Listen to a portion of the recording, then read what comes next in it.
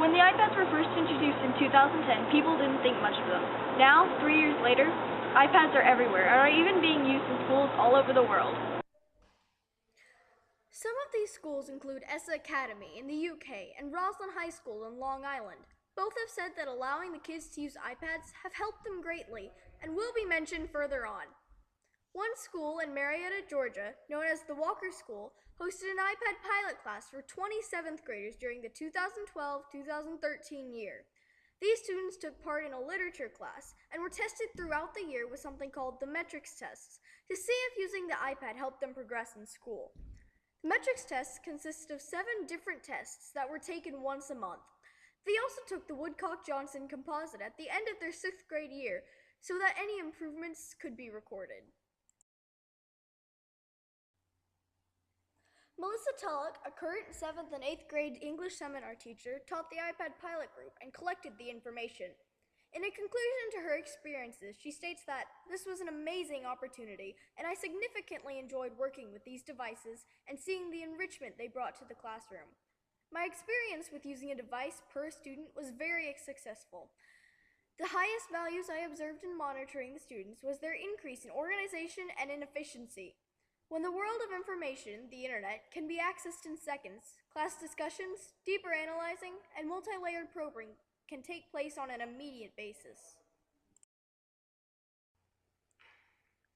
The resulting statistics were different for everyone, but overall, 60% of the iPad students finished the school year with A's, and the other 40% with B's. However, in the control group, which was the larger class by 4 people, about 54% had A's, about 38% had B's, and 10% had C's. At the end of their 7th grade year, the students of the pilot class gave their iPads back to the school. But what were their reasons for being a part of it? What did they think about certain aspects of the class? So why did you want to be a part of the iPad pilot group? Yeah, I feel like my school is not fun. Okay, so how long did it take to learn how to use your iPad effectively?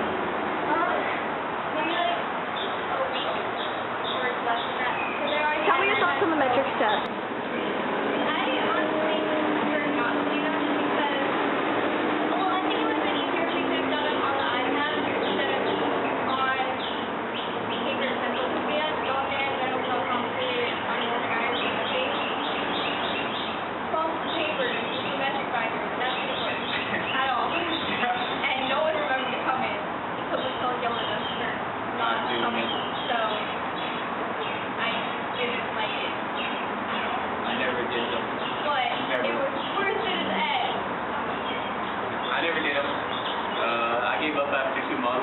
So unorganized and it was impossible to do, and I just never did them. I got in trouble with it at the end of the year, but totally worth it.